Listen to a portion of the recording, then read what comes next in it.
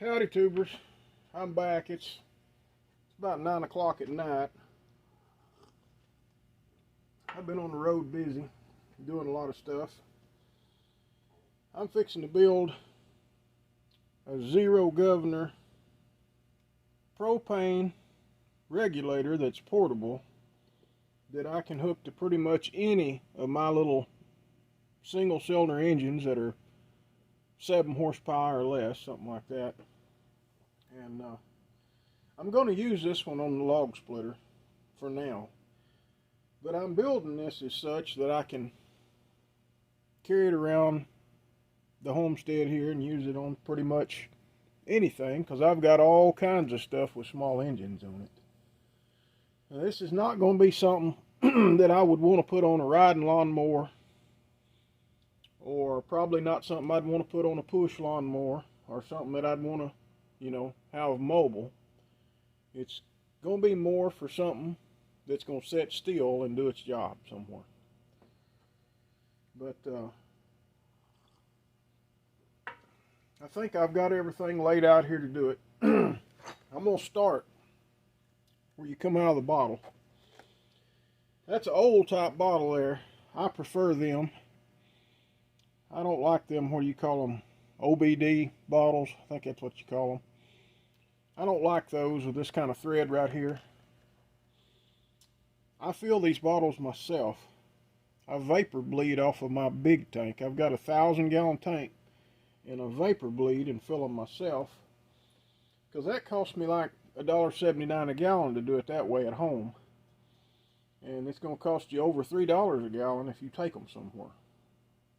So that's one reason I don't like those bottles. The other reason is I just like the POL type fitting, because you can tighten it up on the bottle and it's stationary and it don't move. And this single stage regulator right here, you can run a small engine on one of them and you can get by. My air compressor in the back of my truck is running on one right now, and it runs satisfactory, but it ain't perfect. On this right here, I'm going to use a 2-stage regulator. Now, this is one by Flame King. I think this is, let's see, it says right here, 150,000 BTU. Well, I already know this one's only good for about 90,000 BTU, maybe less than that. Actually, it's 75,000 BTU, and this is good for 150. So I might could reach on up and run, 11 or 12 horse off of this. I've got several of them 301 Predators I'm going to be putting on stuff. I'm sure it'd run that. But anyway, I'm going to start with this Flame King dual stage regulator. You see, it's a POL type fitting. That way I can tighten it down and this will not move. So I'm just going to go ahead and absolutely snug that up, because I don't want it moving while I'm putting things together here. I had to go in the house and make me some coffee. Me and the boy me and my oldest son there, we went to David's Burgers and eat a while ago. And come back, and I knew I had this video to make tonight. Anyway, I'm going to take this zero governor and I'm going to attach that thing just like that right there to that 2-stage regulator. Now that's why I say this thing doesn't need to be carried around, and it's not exactly something you want to be hauling around in the back of a truck, because this is sticking out here like this. Now if you hook this to some kind of a tank that was in a protected toolbox or something, then yeah, that'd probably be okay, but not on one of these 20-pounders, not even sitting in a milk crate, because if it's slid up against something, stuff's going to want to break off. So first thing I need to do, I've got a 3/4 to a 3/8 adapter here. I had a whole bunch of adapters that were, let me dig here behind me in this box. I'll just show them to you. I've bought so much propane stuff over the years. I had a whole bunch of them that were 3/4 to 1/4 inch NPT, but for this one, because that's 3/8. I didn't want to have a bunch of bushings and all. I just want to do this once. So this is the way I'm going to do it. I am going to go ahead and put a little pipe dope on here just to, it's not to seal it necessarily, it's to lubricate it.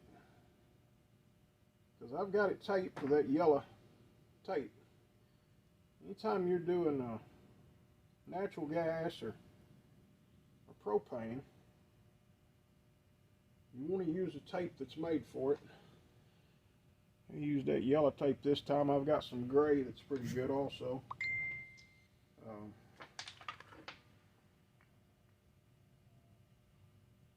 I'm going to get that started. And I've got a T here in the vise. Tell you what, I'm going to take that out. Let me grab a paper towel here. I'll tell you what, I'm going to skip around. I'm going to go ahead and do what I got to do to that. That's going to be what I call, or what everybody calls, a load block.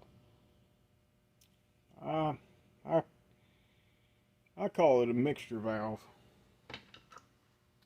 But if you order a kit from somebody like US Carburation, they're going to send you one of those, and all they've done is took a brass T and threaded one side of it to accept a 1/2 inch by 20 fine thread bolt. And you'd see what that does. Let's see if that's in the view there. Yeah. That right there is how you adjust your fuel, lean or rich. That's what you do right there.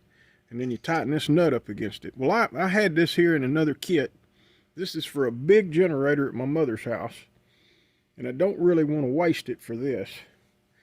So I'm gonna make one, and I'm gonna show y'all how to do it. Now, you could force a thread chaser through there and do it, because the threads are very, very close anyway. Now, the T that I picked out I like better than theirs. The T they have is threaded all the way through, so you have to put bolt threads in it. You have to retap it and put bolt threads in it most of the way over to where it meets the pipe threads, and I'd prefer not to do that. The one I've got, it's only threaded, you know, like 5/8 of an inch deep anyway. So, and then it's a bigger space there in the middle. So this is going to be better. And I run a thread chaser in it a while ago, just screwed it in there about 1/4 inch because I was looking for this tap. I couldn't find my new set of taps. And I got to digging around over there and I found the box. And anyway, what you want to do is you want to tap that with a 1/2 inch by 20 tap. What that is exactly is a, where did I lay the other one? What that brass piece is exactly, if you want to order one on Amazon or eBay, is a 1/4 by 1/4 by 1/4 NPT female pipe T. It's brass. And they're about $9 online, and they're about $10 at Lowe's. But if you buy one already like this off the internet, off of Amazon or eBay, consisting of these pieces right here, it's about $25 to $30. You can make one for about $12 to $13. And when you've probably got 20 engines that you need to run on propane, it pays to make your own. Of course, I'm not going to put a propane kit on every engine. I'm just going to drill a hole in the carburetors and do my homemade spud like I did on my log splitter. And then I'm going to use a portable unit like this that I can just hook to any of them. Kind of a universal propane deal. And when I put it on each one, I'll have to readjust that load block because each one's going to require a little different mixture. Not just because of the tune or size of the engine, but also because of what the engine's doing. It's going to depend on if that engine is on an air compressor or if it's on a a generator or a log splitter, or basically just how hard it's having to work. I don't want to get shavings in my coffee here. I'm going to move it way back there.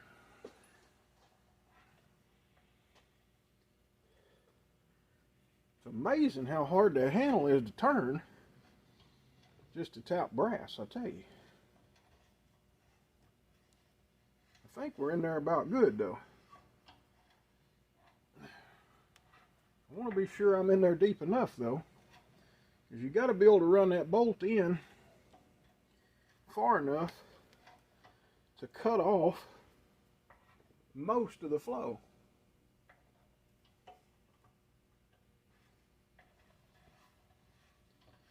I believe I'm there.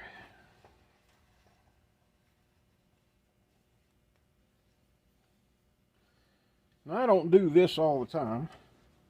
I would like to. I mean, I run heavy equipment and mechanical and stuff. But I'm fixing to lighten my load and start doing what I want to do, and this is the kind of stuff I want to do. Alright. I've got that in pretty good shape.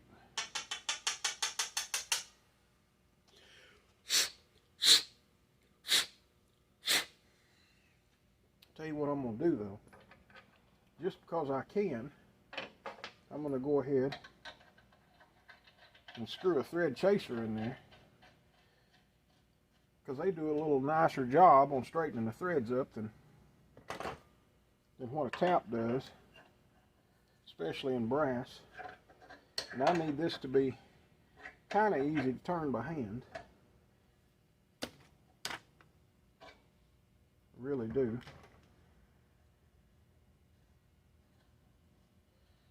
See, that's all the way in there, and that's screwed out by hand. And I hadn't lubricated this any. So, that's pretty good.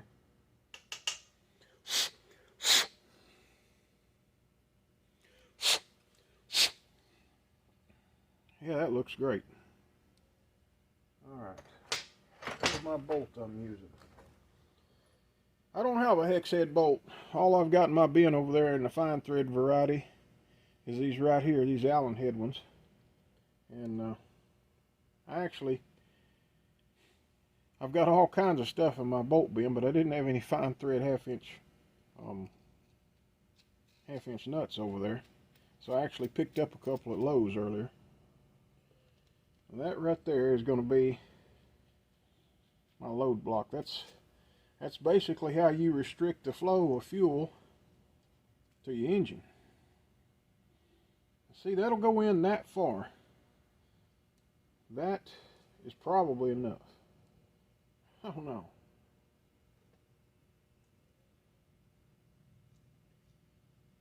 It's more than half.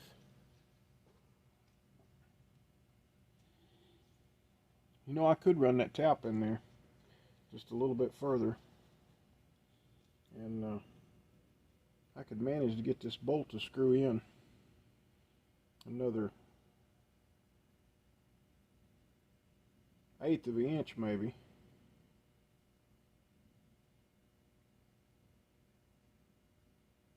I think I'm going to do that. Because I'm telling you what, now's the time. If you think something's going to need it, now's the time.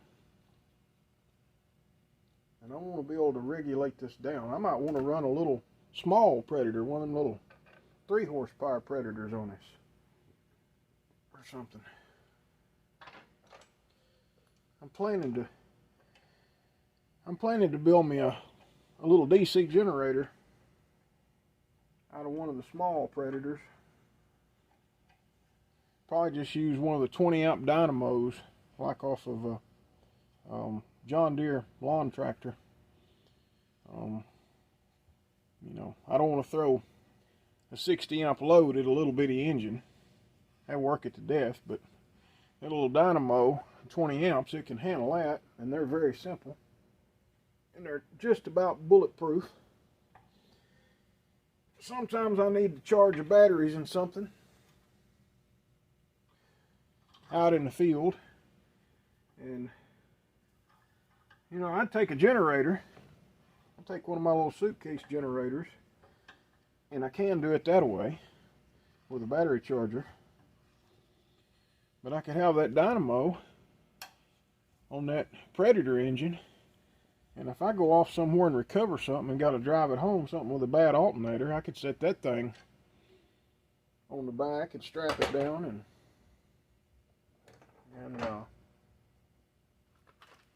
drive with it on there. I'm gonna dump the shavings out of that. I've got to put me a vise in another area in this shop, or I got to build me a catch pan under here to catch shavings, because although this shop has been a mess for years, I work at this workbench a lot, and I've produced a lot of metal shavings right here. And you know, I'm all time having to get the wet vac out and clean them up. You know, I've rebuilt a couple of turbos on this workbench, and you don't want metal shavings in a turbo. You got to go cleaning everything up real good.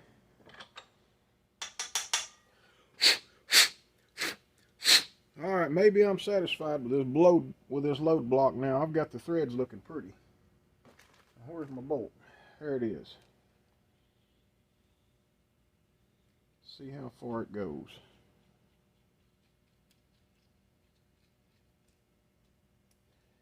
Now that is far enough, I'm certain of it.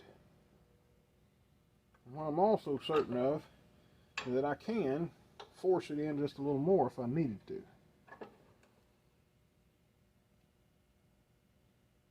I definitely think that's good.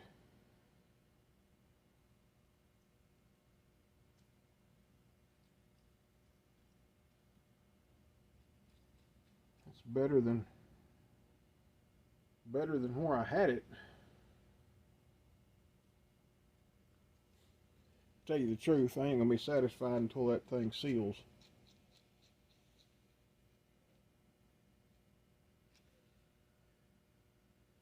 I'm gonna want to be able to choke that way down. Let's put the thread chaser in there one more time. I might have to take the Dremel and work on that thing on the inside just a little bit. I don't know why I can't get it as deep as I want to. Let's see.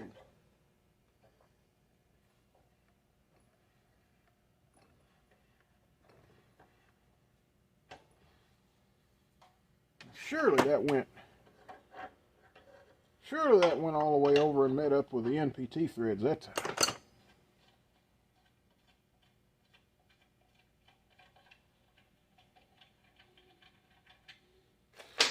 If you're doing one of these that's threaded all the way through, just makes it that much harder to do. It's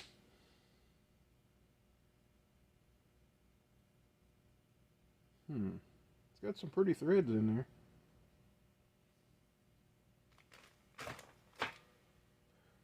Did y'all see where I laid my bolts? There it is.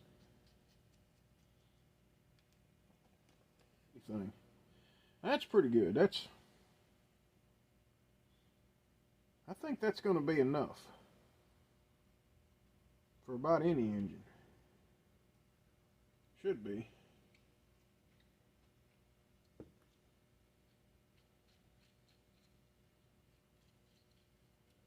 I mean, that's pretty nice. I see a little thread in there I'd like to get out. There's a shaving in there. There we go. It's just brass, but I know I spent a lot of time on making a load block here. I could have made this off camera, but this is an important part.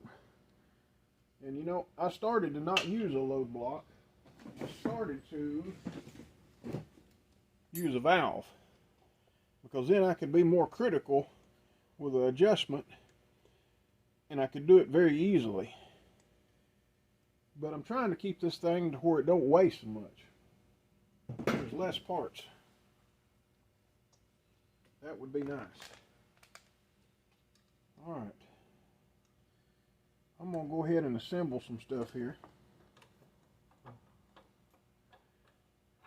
I'm not mounting this thing with these screws, so I can use them to hold it in the vise for a little bit here. I think that'll be fine. Screw this bushing in here.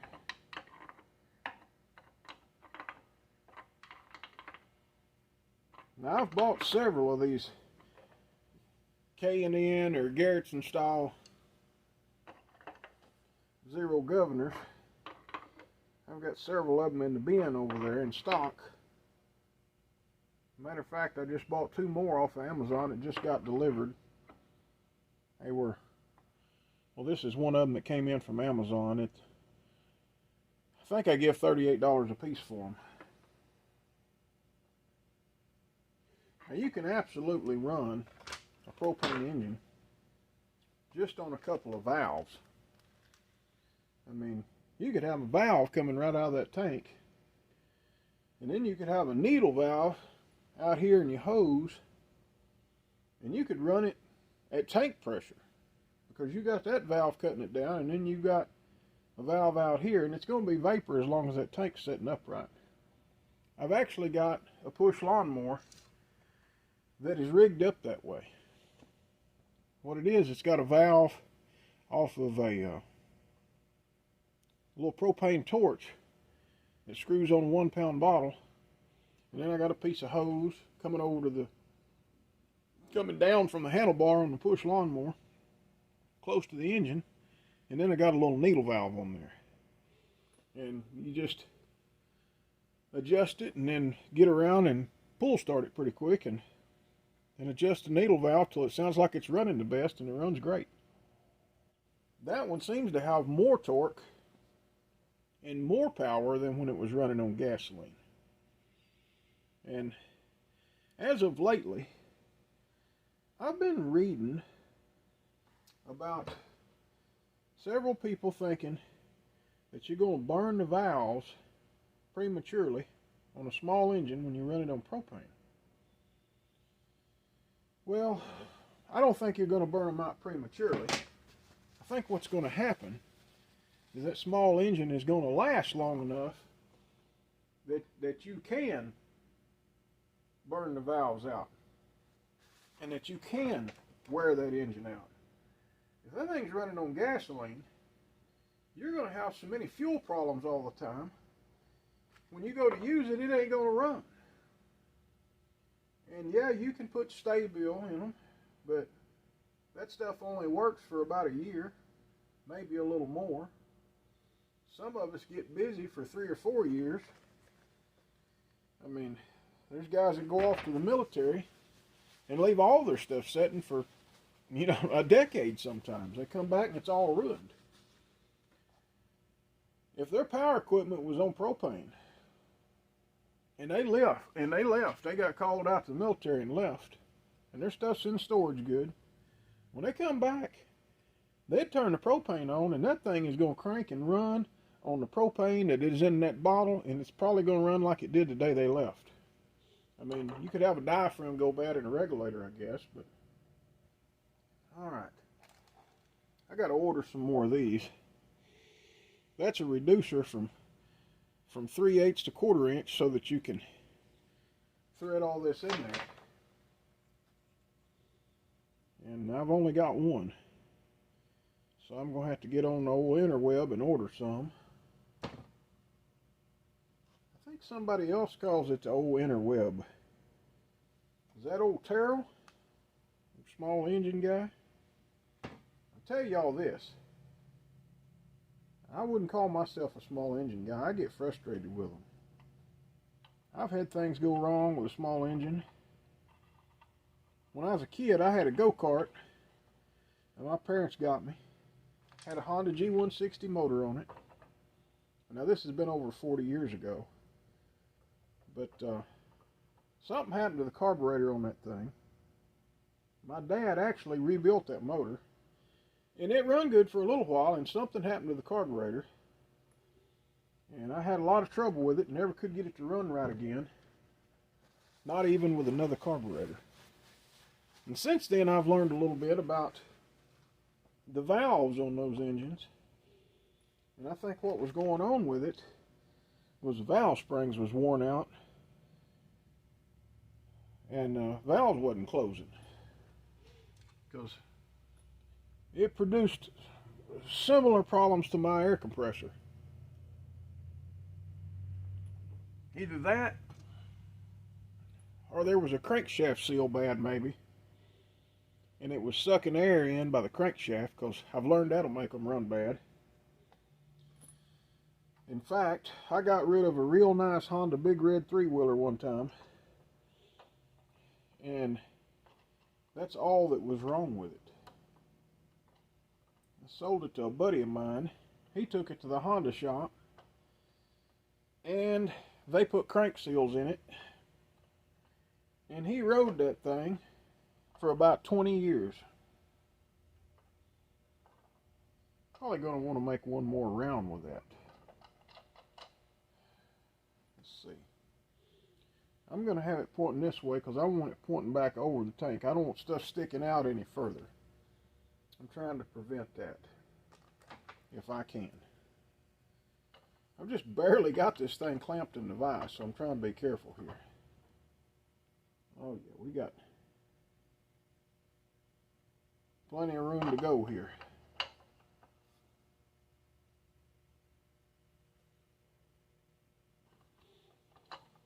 I'll guarantee you that sucker ain't gonna leak. I got too much tape on it, too much goo on it for it to leak. But we're gonna go another round, then we're gonna call it good. I don't want to split that T. You can do that. Ain't likely, but you can. Alright. I've got to do this on my carburetor that I drilled a hole in and put the spud-in kit in on my log splitter. I'll show you as soon as I find it.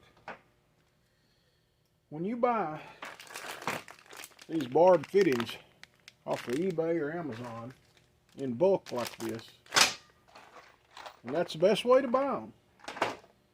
I ain't complaining, but when you buy them,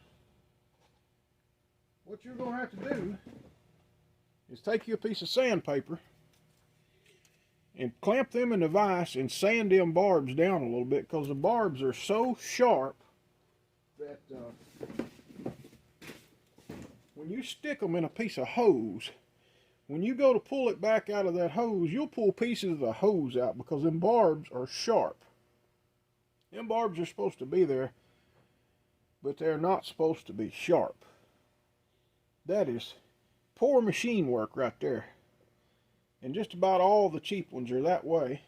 And that's why these are dull. Here I sanded them down. But I've got a piece of 3/8 hose here I'm going to use. You'd buy this stuff at Lowe's. It's 3/8 ID and 5/8 OD. They didn't have any at my Home Depot, but they had it at Lowe's. This is what I'm going to run the log splitter on. So anyway, I've got a barb fitting here that is it's 1/4 inch NPT thread on it with a 3/8 barb, and I'm going to put that on here we're getting really close. Y'all just don't know how close we are to being done. It just don't take long to assemble one of these, and I'm taking my time, trying not to even be in a hurry. I'm just plain old not in a hurry. I don't like to be in a hurry about anything. I've always liked to take my time at stuff, especially in the last 10-15 years. My dad was that way. He likes to take his time. My dad's name was Cecil. I'll share something with y'all. This little pipe wrench right here, it's a rigid, little 6-inch rigid. It's got C. Smith right there on it. Got my dad's name on it from where he worked at Alcoa. Now that's something that I treasure right there. And I'll always treasure it. When I buried my daddy, I put one just slightly bigger than this. I think it was an 8-inch rigid. I put one of those in his hand, and I put a little proto crescent wrench in his other hand, and he had them in his hands there. And I told him, I says, Daddy, you go fix it. And that's the way we buried him, was with them tools in his hand. And that was in 2016. And I just sent them on with him. I figure he's going to need them worse than I am. Alright, let's see here. I'm ready to screw this on there. I taped all this stuff up before I ever started recording this video, because like I said, I didn't want y'all having to watch me tape everything. Now, I shouldn't have to use that little pipe wrench on this. I should just be able to just spin this on there to where I'm satisfied with it. I believe I'll go one more round.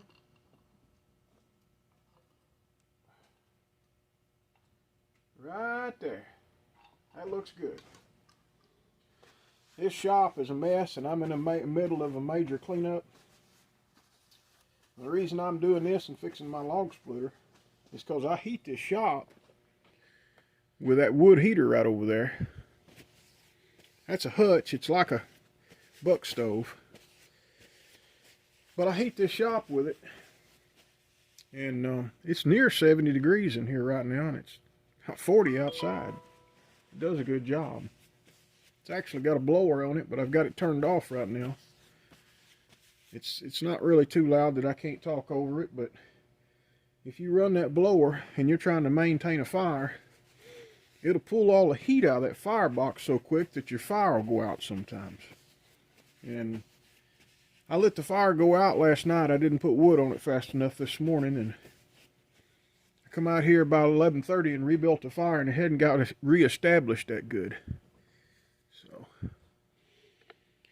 there's what we got. That right there is ready to go. That is my fuel supply for my log splitter. Now, I'm going to use one of these type of hose clamps here, like you squeeze on the end going to the log splitter. And I probably will wind up doing a quick connect on there later.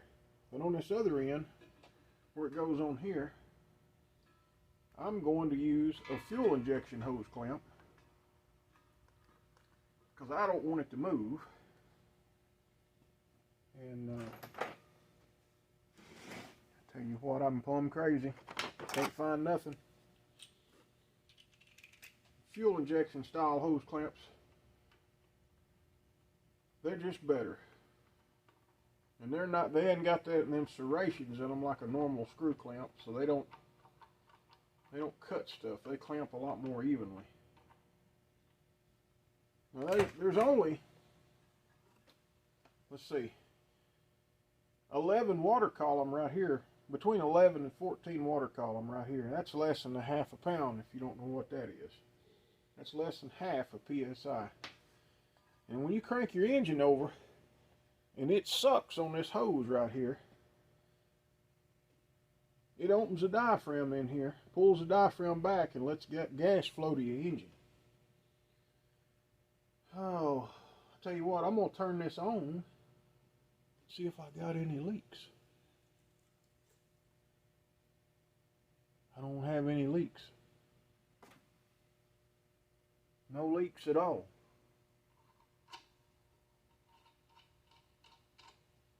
Now, if I push this primer button,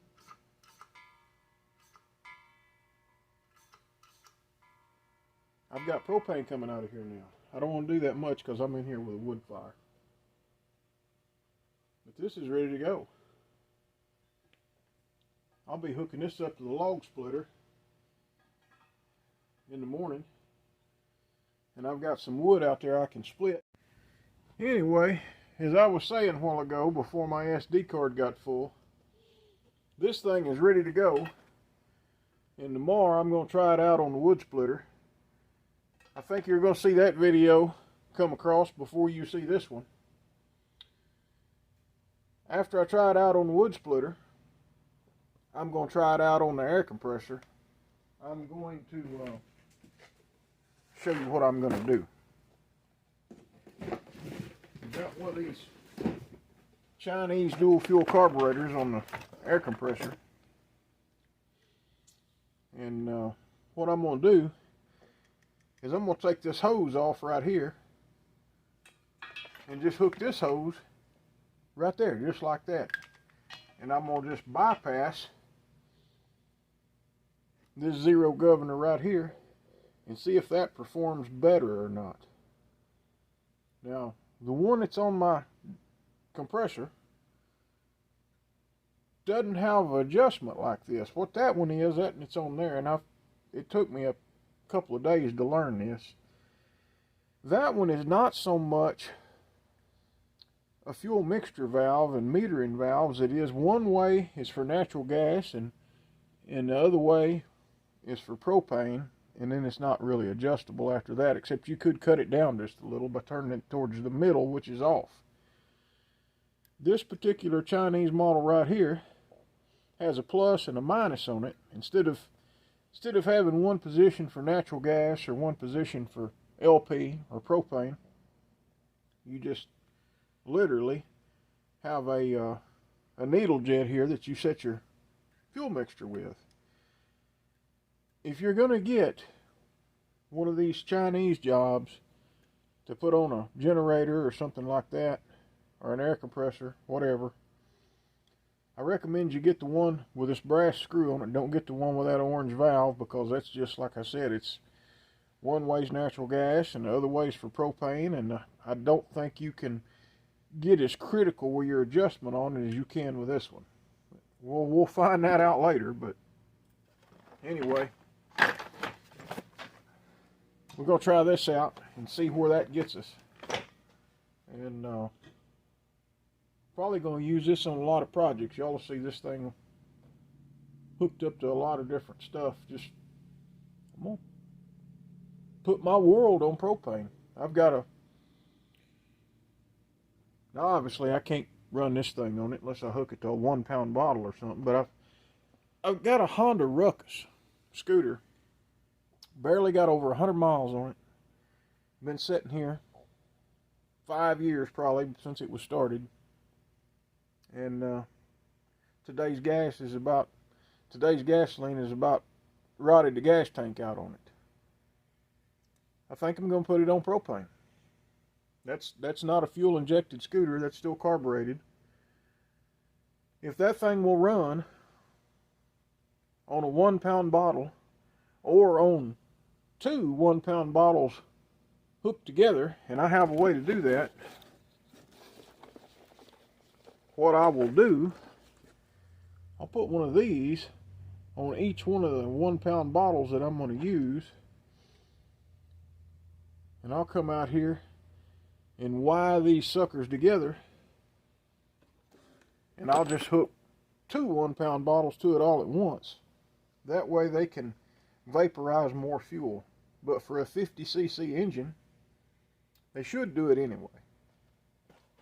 But on a scooter, and something you vary the throttle on quite a lot, I don't think this is going to work. I think it's going to have to be one of these K&N Garrettson style type regulators to do it.